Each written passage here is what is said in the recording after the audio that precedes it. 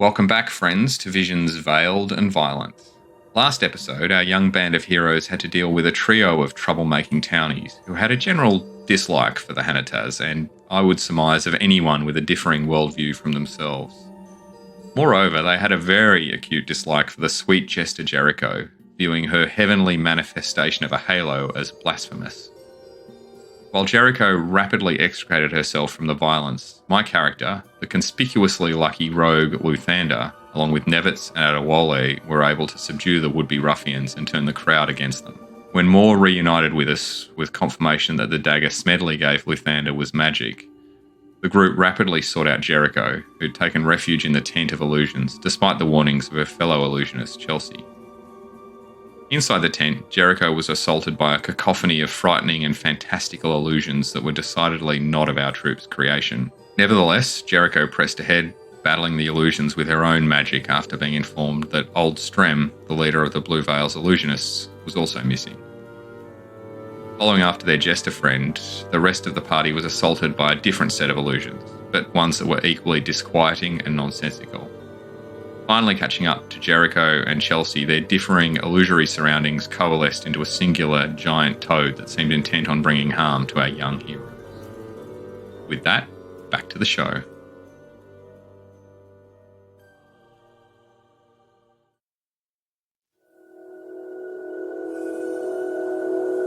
You have a enormous, angry, psychedelic toad in front of you. But luckily... I'm going to lick it. Oh, sorry. But luckily, the first person in the initiative order is the bard, because we all know that bards are good at extreme violins. Oh yeah, I'm really good at that. I don't know how many thunder waves I have though. Violins? No music pun? No. Hmm? I couldn't tell if that was a pun I wasn't picking up on, or if you were mispronouncing violence. I'm so angry with you now. Remind me to kill your character. Anyway. I'm sure you won't forget. Also true. But Jericho, the floor is yours. I think I'm gonna try a vicious mockery. I'm gonna give like a really weak noise. I have to kind of focus to do it though, because it's hard to recollect noises. Are you just to be clear? Are you attacking the toad's masculinity? Is this what we're going for? Yeah. I'm gonna be like, you're a weak broker.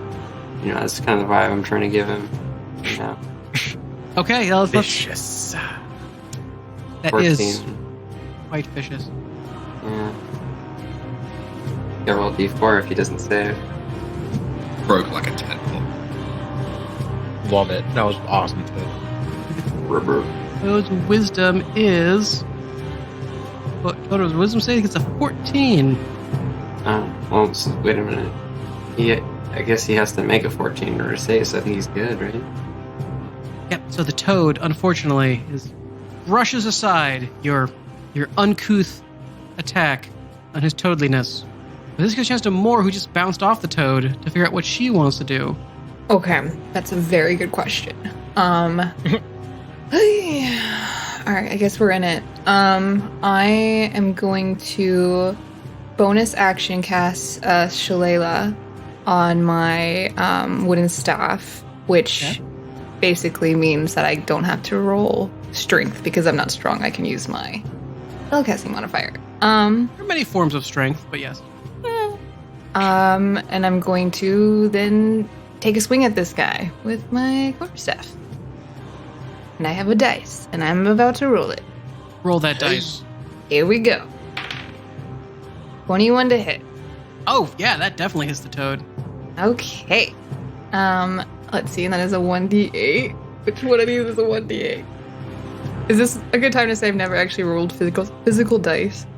You've never rolled physical dice? No, I've never played in person. 2D? You've been playing D&D for like 2 years. You have virtually. You have the deepest acting resume of any of us.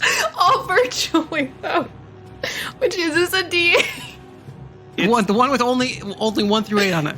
If it has a 9, it's not the right dice. Okay, so I'm about to roll. Here I go. But it does need a 7. 3 plus 4. 7. There you go. That's my damage. And that's my turn. Half of our listening audience is wondering if she just rolled a 4-sided die. Yeah, this is all right. You should just glue the two of them together and spin it. It'll be fine.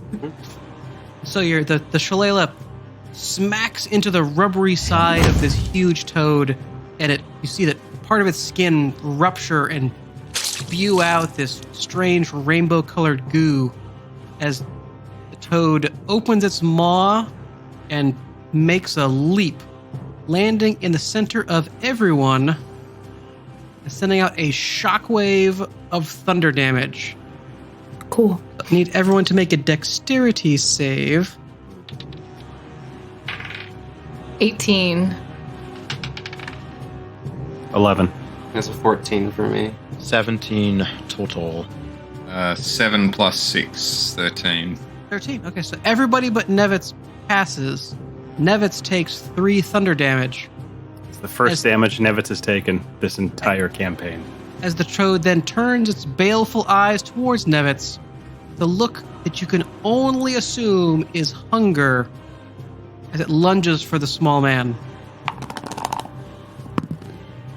That is a very important miss. Yeah. So Nevitz, how do you dodge the toad trying to eat you? Because it is definitely trying to eat you. Having taken the thunder wave of damage, Nevitz is almost about to land when he sees the tongue coming, and he just taps off his toes and bounces out of the way. Fantastic. All right, Nevitz. Lathander, you are up. So Luthander, on a hunch, pulls out the dagger and attacks the toad with the dagger. Okay, great. I'm going to try Lathander, and stab it in the back. do me a favor and roll a wisdom save. 15 on the die, plus 3, 18. 18. Oh, perfect. As you grip this dagger and lunge towards the toad, you feel this sudden thrumming vibration in your hand, almost like your hand has gone numb. And all of a sudden, you feel this vision behind your eyes of 2 people. An older woman, the silvery hair, and then a much older man, both wearing what are clearly the vestments of people of faith. So 2 clerics. And then you also see the vision of a third man with a clearly shaved pate in the monk style with thick brown robes. But this man is slumped over by the trees with his throat cut. And as your vision focuses on the older woman and the elderly man, you hear this commanding male voice tell you, 1 down, 2 to go, then you get your pay. But because of your wisdom save, the vision snaps away in time for you to make your attack without being disoriented. So please attack the toad. As a reminder for the folks last week, Moore did decipher that the dagger was enchanted with divination magic. So I just rolled a natural 1. Steven nods knowingly, yeah.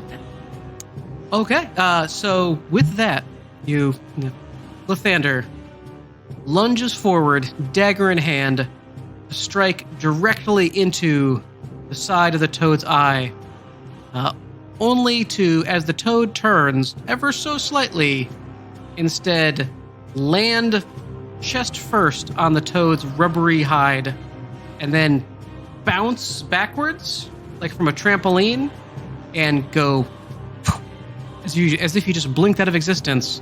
As Lathander, you find yourself tumbling through the dirt out the side of the tent. Apparently, your luck does not extend to your friends and family. There's that. But Nevitz, now you can be lucky. Nevitz is going to rely on hopefully a good aim with a firebolt as opposed to luck, and he will shoot a firebolt at the toad. Plus 6 to hit. Oh, good boy. 6 on the die for a 12. A 12 hits. 1d10 plus nothing. 2 points of fire damage. 2 points. Hey, 2 more than he had before. And so your flame singes the toad's rubbery hide, as it turns, still fixated on getting a halfling meal. We go to Adewale. Leave my brother alone.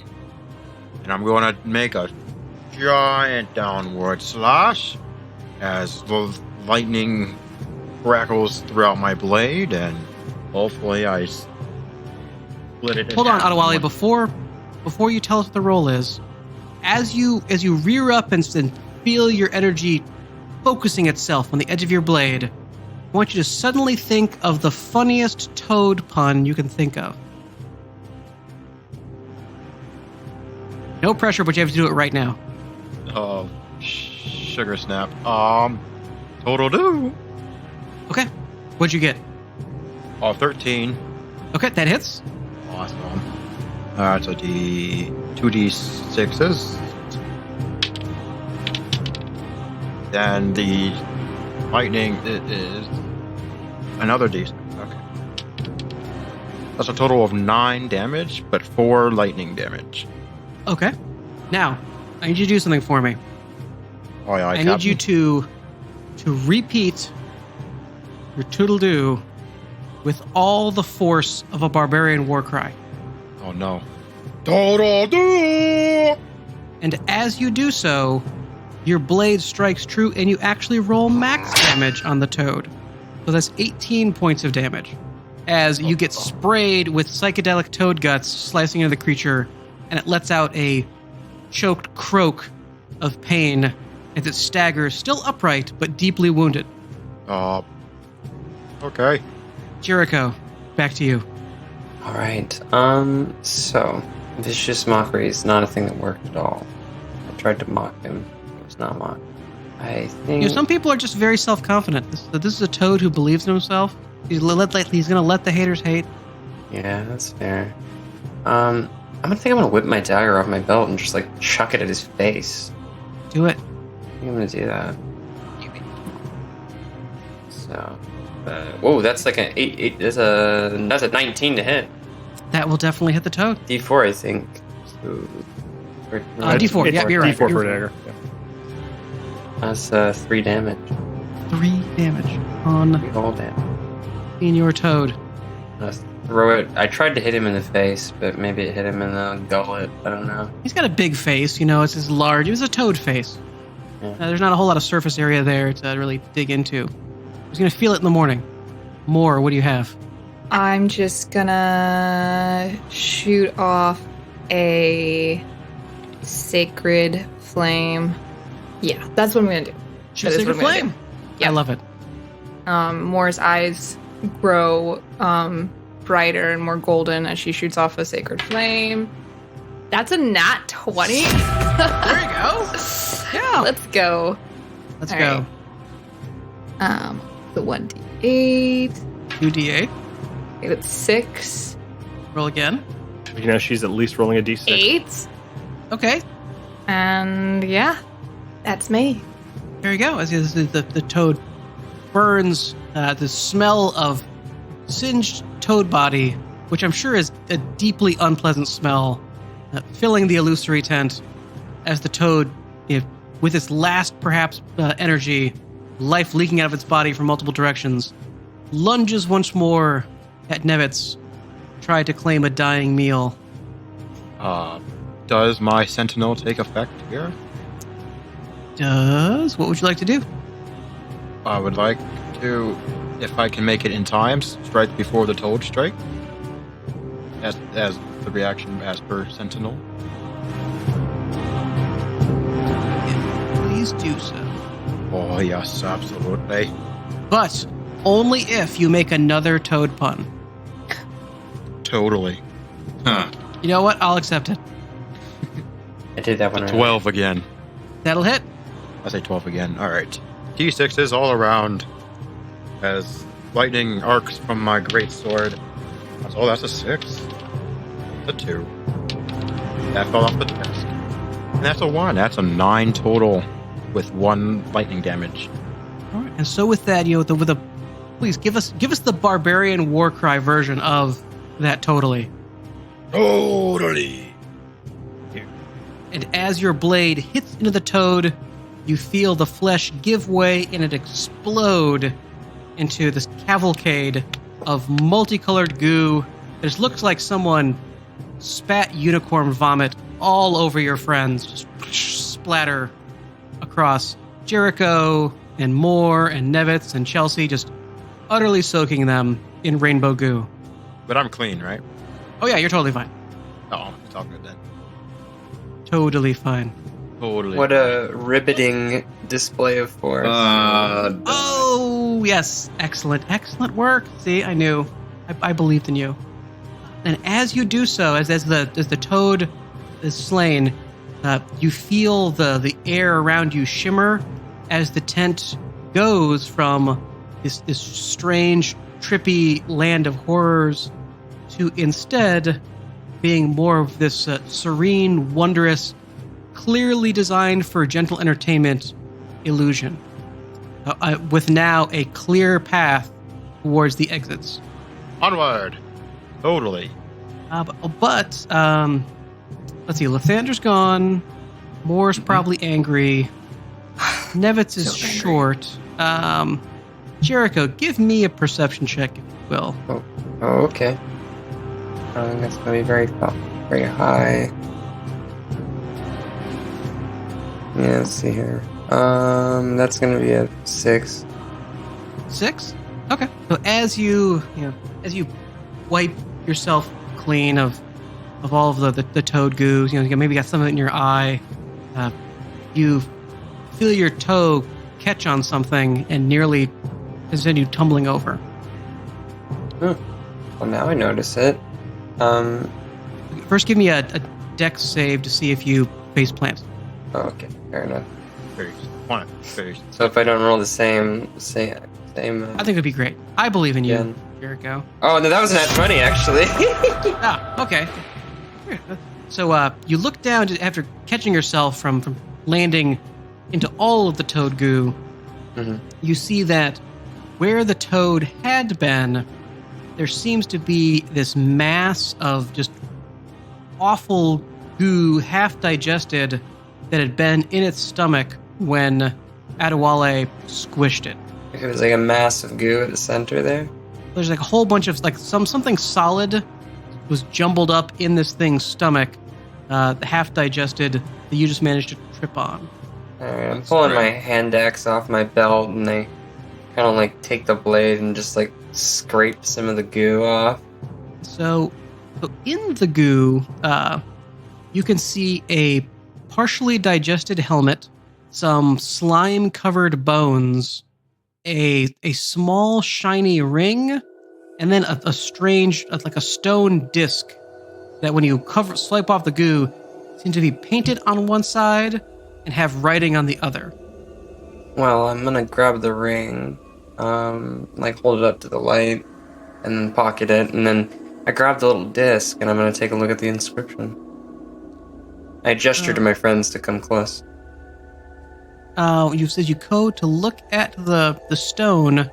You see that it does indeed have writing on one side.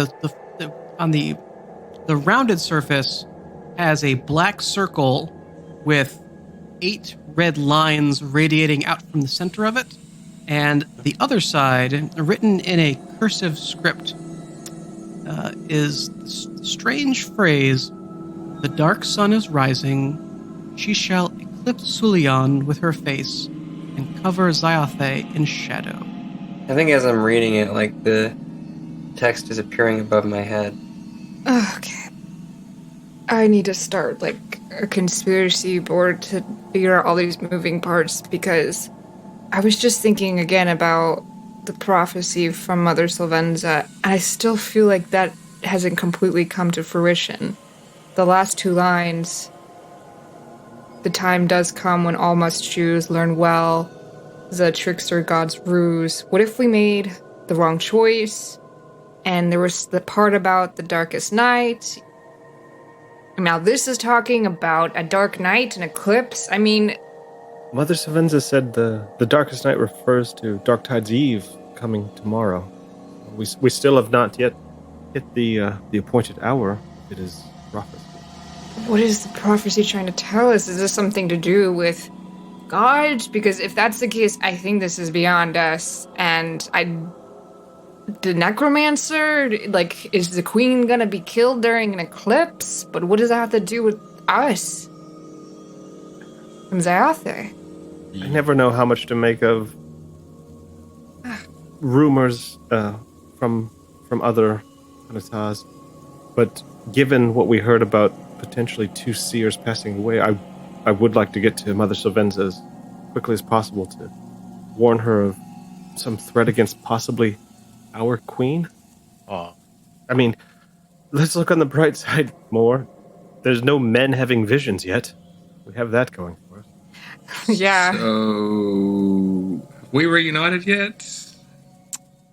So as the illusion settles back into a more calm, placid, clearly harmless thing, Jericho, your footsteps begin to glow as you walk towards the exit, and you see the path illuminating before you, almost like lighting up on the emergency board of an exiting airplane. You just see this clear trail of light exiting the tent.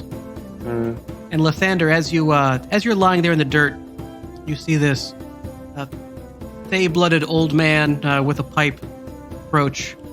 You immediately recognize as one of the troop grandfathers, Old Strem. Oh, lad, careful there.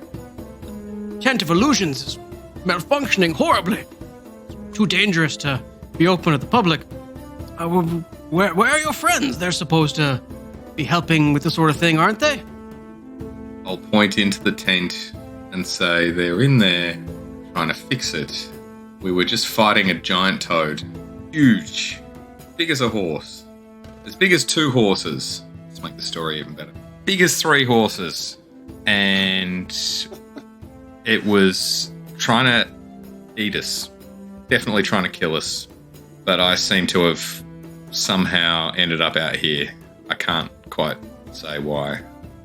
Have you ever heard of something like that? It was creating these crazy illusions.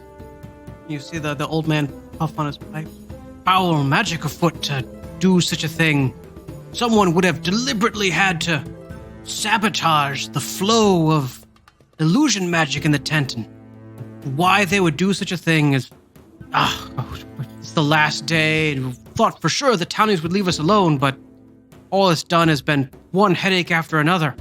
Could a frog do that? You heard me, right? There's a giant frog in there trying to kill the others. It's a magic frog, boy. Seems pretty magic, yep. That sort of thing would definitely tamper with my beautiful, delicate illusions. And where do magic frogs normally come from? Forgive my ignorance. I can only assume that someone must have deliberately changed the creature somehow, which is dark and dangerous magic. None of our kind should be anywhere near it. We should go in and investigate to see if everyone's okay. I'm going to check on my friends. You hear another familiar voice going, "Yeah, that's great. That's just what a hero would do." Smedley cheers you on, and then Is Smedley close enough for me to give him a little fist bump? Oh yeah, he's right there. It's like, Yeah. and as you just do the fist bump, he gives a little gasp of awe. I'm never gonna wash this hand again. Say, look, heroes have time for their fans as well. He says, "Oh, you're the best hero. Like, I think that it's definitely you're gonna be a legend someday. Just a legend." And you hear another familiar voice, chirp out like, "Oh, that'd be very nice. I mean, I think that the Gooeycube is gonna kill him, but if that doesn't happen, you could be a legend, maybe." You see little Vezi eating a bag of fresh humber nuts next to Smedley. She turns to him, offers him a nut, and he goes to take it like, "Oh, thanks." Gooeycube? Could you tell me a little bit more about what you mean, Vezi? Oh, and Vezi just nods and says, "Oh yeah, Mother Sylvenza, she's been training me in the sight, and I had a vision that Gooeycube killed you and all your friends."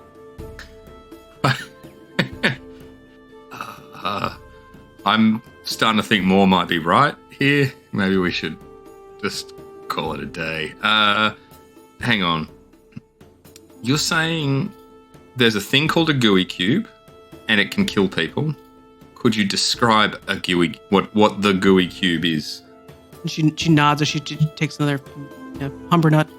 Oh yes, it's so it has 6 sides, and it looked very sticky. Okay, and where is the Gooeycube right now? Shrugs using their humber nut, like, I don't know. Is it magical? I don't know. And where did we die in your vision? In the Gooeycube. Location. Where was the Gooeycube located when we died? All around you. Okay, thanks, Fezzy. Hold that thought. Perhaps we can chat about this in more detail later. I've got to go save my friends, and I'll look down. Don't give up. You're a hero. Yep. You can totally save them and beat that cube. I'll look down at Smedley and say, I've got a totally awesome date with Destiny, and then I'll turn around heroically and run into the tent. Ooh, that's good right there. That's good. And as Luthander runs back into the tent, you happen to go smack straight into Jericho, who's about to walk out of the tent. Oh. I guess like the floating text is still above my head because I'm thinking about it. So right above my head in Duval small caps, you can see like the entirety of that thing I just read off of that disc. Which I'm sure isn't unsettling in the slightest. Yeah, so you see like some kind of weird prophecy above my head, and I'm like, oh, hello. Oh, hey. So did my excellent distraction enable you to kill it? I think so. Awesome. And then I point above my head I point at this disc thing in my palm. I like flip it over to like the side of the black bit, and then I like point to the prophecy above my head. I shrug. I look to. Are my friends following me out to the tent then, or? I would assume so, but let us check on if your friends are following out of the tent. I'm kind of like checking the vibes. So you guys coming? Kind of like Jericho. Jericho looks at you expectantly and just kind of like shrugs at Chelsea. I'm definitely falling out, but I'm kind of like muttering to myself, like deep in thought, kind of going over the prophecy and all the little nuggets of information and world-ending news that we've received today. Yeah. Mm-hmm. Nevitz is just affirming to Adewale that it was an awesome kill, and he's very, very happy that his brother saved him.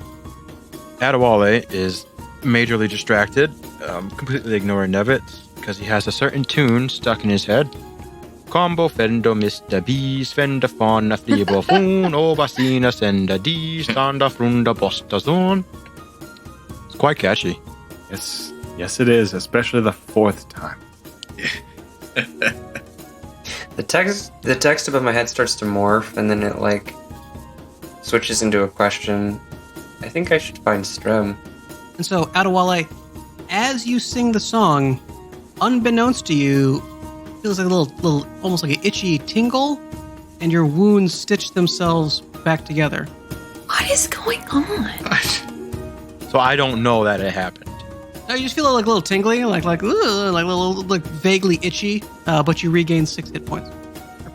Do I go? 6. What? I still have above. You have From 15 False on your Life. character sheet. Oh, okay. So do I just go up 6 down? Do I have above my max now for a bit? Or is it just... Yes. Okay.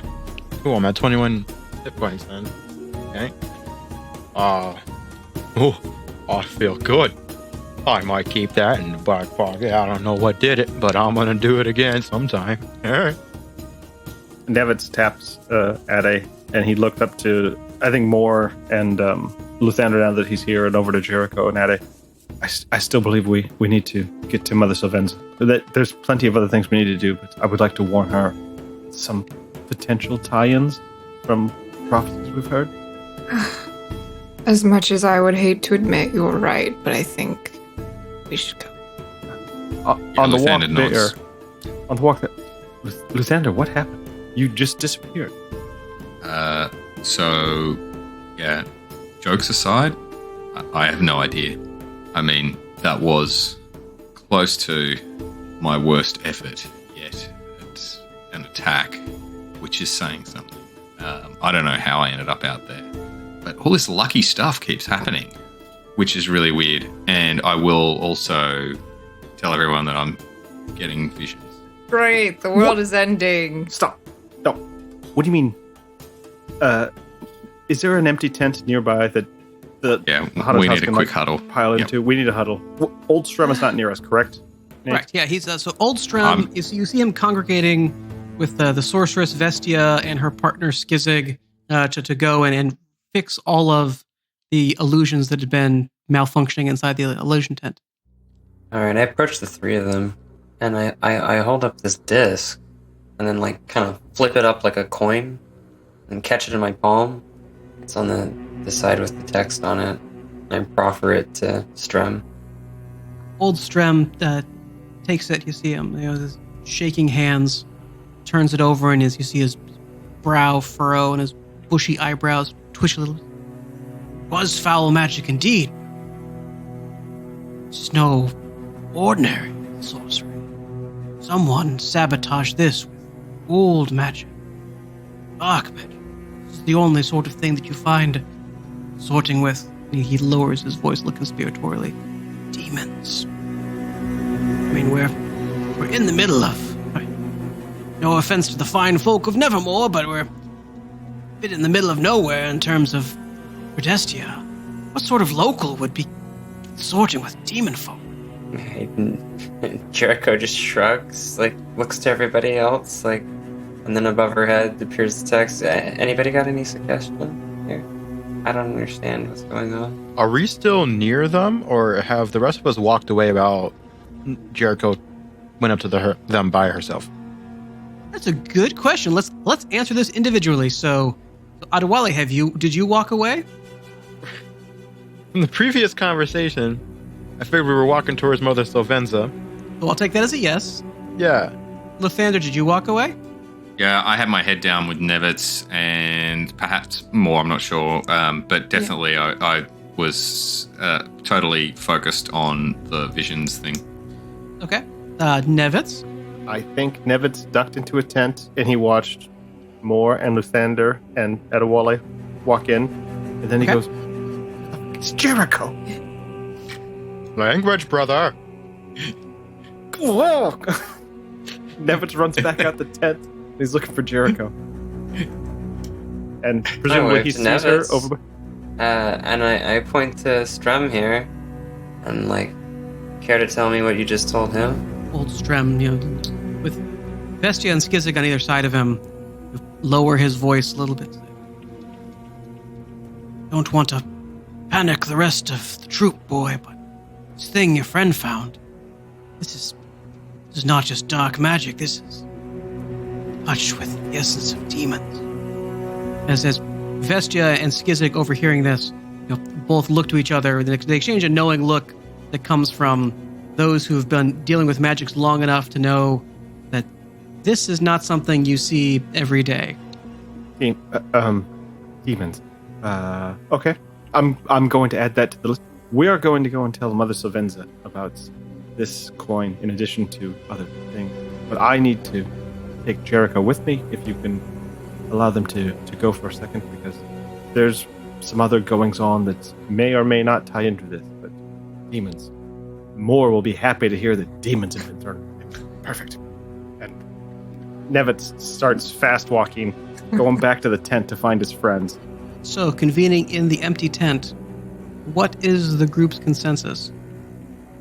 Okay, Luthander, I'm going to put my hands on Luthander's shoulders and look very serious for a second. As much as I would prefer you have visions in this, and rather than me, like, I'm okay with the end of the world as long as I don't have visions. What did your visions feel like? I've had two visions now, but they've both been when I've held the dagger that I found, that Smedley found. And I'll describe the visions and exactly what it felt like to Moore. So you described the tapping on your left eye. It was identical to what Moore felt. Was it? No. That was the first one. I didn't. No, I didn't It get. wasn't tapping. I didn't get that in the second one. I got a pain in the eye for the first one. Is my memory, unless I was meant to have vision, one. Neither vision was painful. Oh, I didn't get the pain in the eye. Okay. No eyes.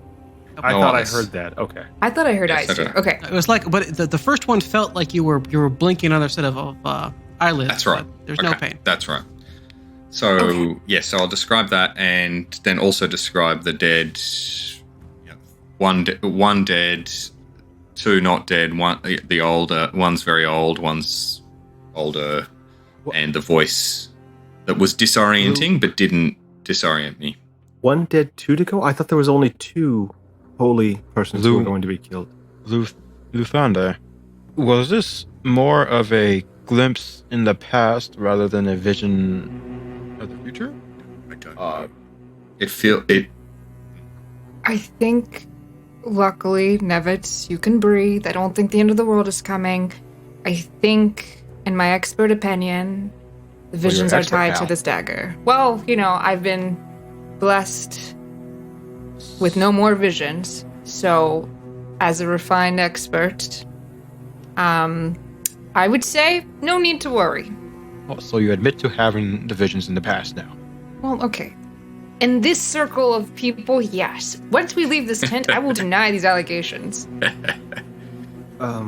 Since we're in this circle... I just wanted to let everyone know before we seem other swords. Great. Same token, Jericho was able to come across additional information as well, which we can add to this list of things that are going on around us. Apparently, the magic that overtook the Tent of Illusions was demonic in nature. In Strem's voice, I'm gonna go, demons. Great! Demons in the mix! What else? What else could possibly... Gods, demons, anything else? Cultists? Yes. You hear a voice echoing through the darkness of the tent. Only more? Oh, you all hear this voice. Oh no. This is the first time any of us have heard that voice except Moore, right? Well, it depends. Okay. Does it sound like the voice... Well, does it That's sound like the the voice we've heard down in the caves, or is it the first time we've ever heard this voice? First time I ever heard this voice. Doesn't sound like the voice that I've heard with the dagger. Nope. That was a clearly male, normal-ish but gruff voice. This does not seem to be that voice. Great. Why don't you show yourself? Let's just get this over with. Let's just jump to the ending. Ah, the ending you desire, and the ending you shall have. As you hear a... and swinging down from the ropes tying the top of the tent together, you see a man in a floppy jester hat. Well, hi everybody. You didn't see me in here. I thought this would be a great time to do a little joke on you. No killing. That's what we were told. No killing. No killing. No killing. But maiming? Were we instructed not to maim somebody? Zani, you need to get out of here right now. but come on, you were telling such great stories. I want to hear more about the demons. Like, we should definitely, can you imagine how crazy that would be if we told everybody that there were demons in the circus? We're working on a very, very closely kept secret of a play that we would like to perform for Mother Celestia for her birthday, and we do not want the plot to get out, so please say nothing and leave this tent immediately. Moore is I'm going to very need you to roll stressed. deception on that there, Nevitz. Oh man, how about performance? Deception, eh? Deception. Unless you have like a dance to go along with it. 18 on the die for a 22. 22. Play. That sounds fantastic. I'll go. I know that Columbina will be it, and if Lathander's involved, then Taylene, he's gonna be so happy to be involved however he can. Is there anything I can do to help? I'm kind of run out of pranks at the moment, and No, the last time I tried to depaint someone, a bunch of these paladins tried to beat the crap out of me. Oh my god. Adwal is going to grab him on the shoulder tightly. You're so strong. Not a word from this tent is to enter anyone others. Is to enter out of your mouth when you leave this tent, or you will not have an arm working properly. Oh yeah, of course. I mean, I thought that was obvious. We're all friends here. Shoo. Friends? Friends? Shoo before we all die. Shoo, shoo, shoo. Oh yeah, don't worry. But yeah, I'll be sure to do it exactly what you said. Wink, wink. Alright. Thank you, Zani. Oh, come on. What's family for? We hanataz stick together no matter what. No matter how unlikable or unskilled or useless or annoying one of us might be, like the hanataz always look out for the hanataz. I insight check this guy. She wants to check the vibes. Yeah, I don't like this vibes. I don't like vibes. He's either totally being with us or he's really just, it's a 2 on the die. Zani's the worst. He's just the worst. Okay. He's on my hit list. Zani, you need to leave or Adewale is going to put you out of this tent. Oh, don't worry. Don't. I've got everything under control. 5, and like you said, 4, won't say anything about 2, the tent. 1. And he goes and he does a cartwheel out the tent flap door. You know, little bits of straw flying up in the air as he goes. You can hear as he bounds off going, "Hi everybody, go clear the stage. We got to get ready for a play." Oh, You know no. what, Moore? I know you're not going to like this, but I have a working philosophy based on everything that's happened to us in the last 7 hours. There's only so much heartache and pain and chaos that they can possibly shove at us. And I honestly think that your outlook of the world is rubbing off on me. And I'm telling you right now, we're going to open that package because this cannot possibly get any worse. And I need to start making sense of small things around me. You know Lathander, what? I like that plan. Let's open the package. Open. You're going to use that knife. I'm going to mend it when we get done. Let's see what a blue skin pirate gave to you before we went off on a crazy adventure. Okay, so who is opening said packet? Well, it is in my pack. Let's use the divine knife. Just see what happens. It might help, it might not. Actually, we do have the knife. We have the. I think that's a great idea. Actually, Let's just layer some stuff on top of this decision. Well, I think if maybe you could add to what we discover. Moore is having a moment of revelation over there. Nothing to do with this. We can circle back to my revelation. Go ahead. When opening this demonic package. If Ade pulls the package out, I would ask Luthander to do his perception again to find a place in the string that doesn't have a code. He will Yes, cut it I with will his do lucky that. knife, and Nevitz will mend the string afterwards. So, Wait.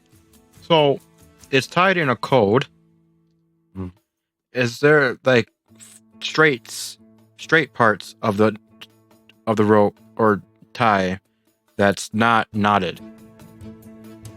something Yeah.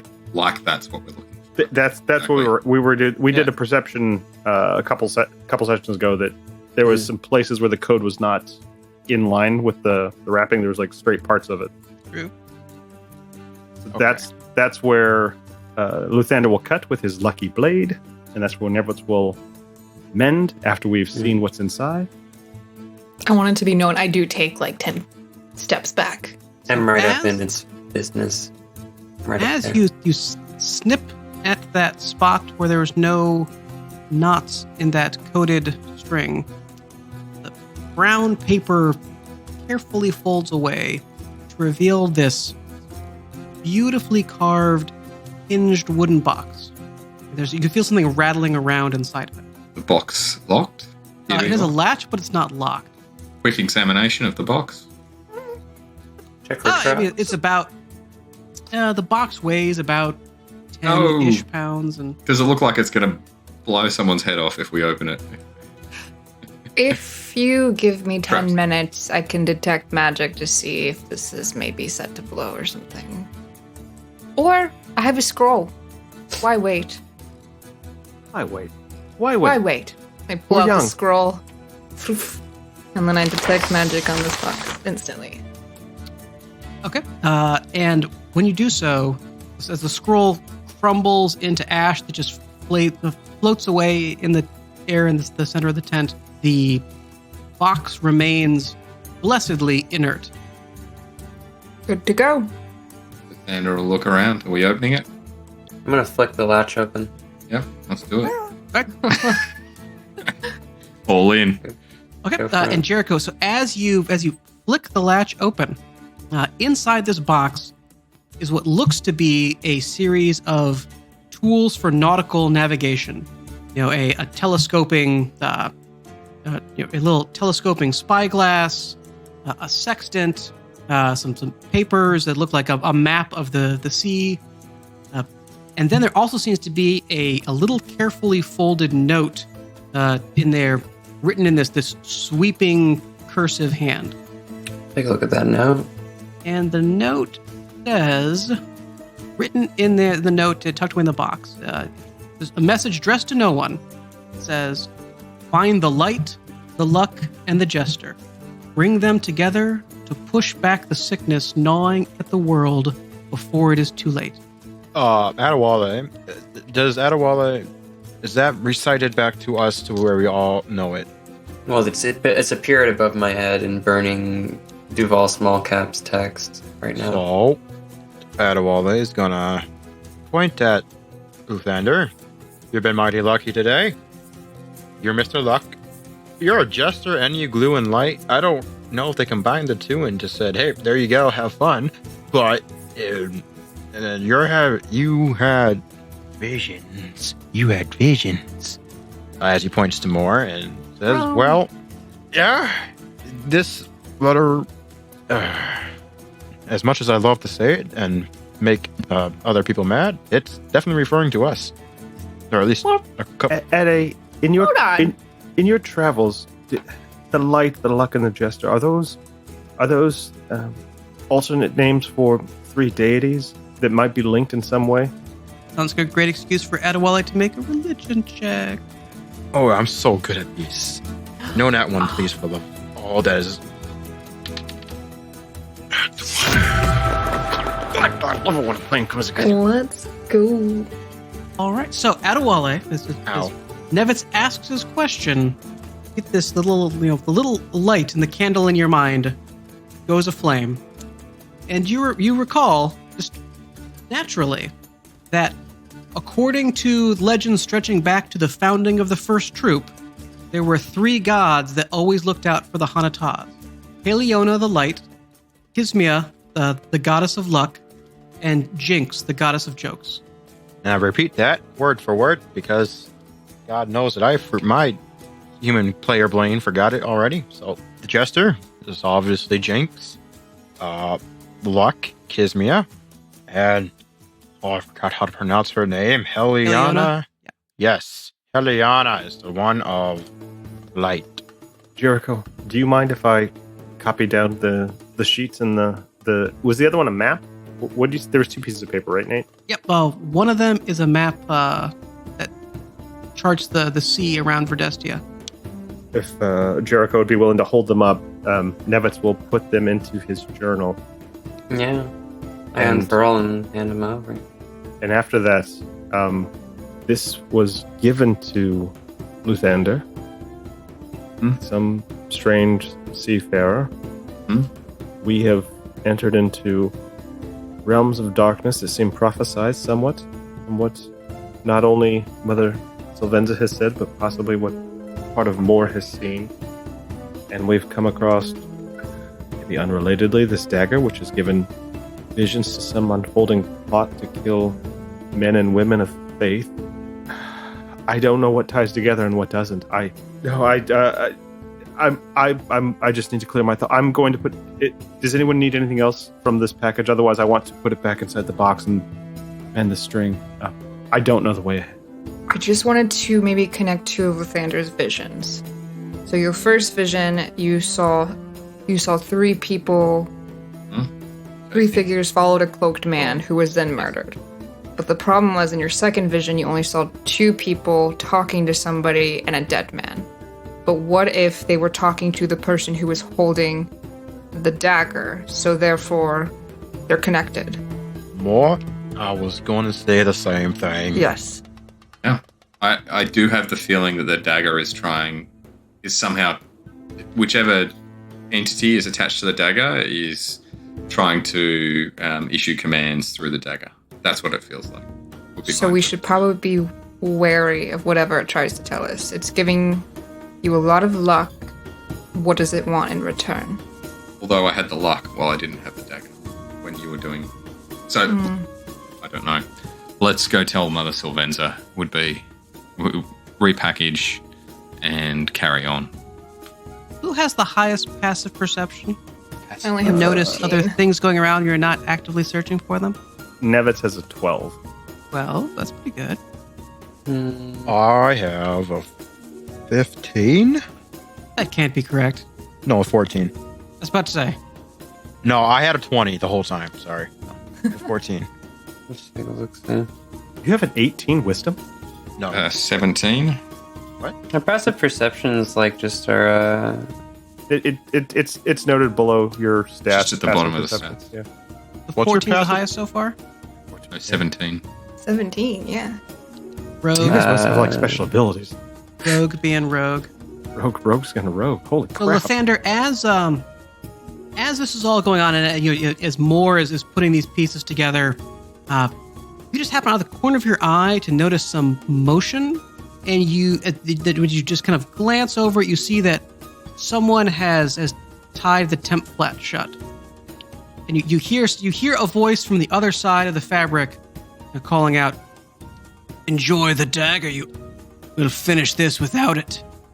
As you see smoke begin to rise from the base of the tent, where a flame licks at the bottom of the tent flap.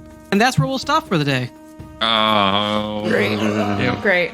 What was the second part of that statement? I just want to reiterate, we are children, Nate, for everything you do to us. As a parent, that's a sacrifice I'm willing to make. What was the question, Kendra? What was the second part of that statement that they said through the tent? We'll finish the job without it. Okay. Okay, so the dagger is The murder weapon. Yeah. Hey everybody, thanks for joining us on Visions Veiled and Violent, a D&D actual play of Gooeycube's Darkest Dream adventure from the Red Star Rising campaign. Check out their amazing content at gooeycube.com. Also, a special thank you to Tabletop Audio for providing the fantastic music that accompanied this episode. As ever, please like, rate and subscribe to us wherever you get your podcasts, and if you can, help us out at Patreon by supporting us at the $3 tier. We hope to continue to share our collective storytelling with the community, and that's all made possible by your support, so please tell your friends. Even tell your enemies if they like fantasy roleplay. Remember, you don't know the burden others have carried to arrive at your gaming table, so be kind. Safe travels until next week when we return to Visions, Veiled and Violent.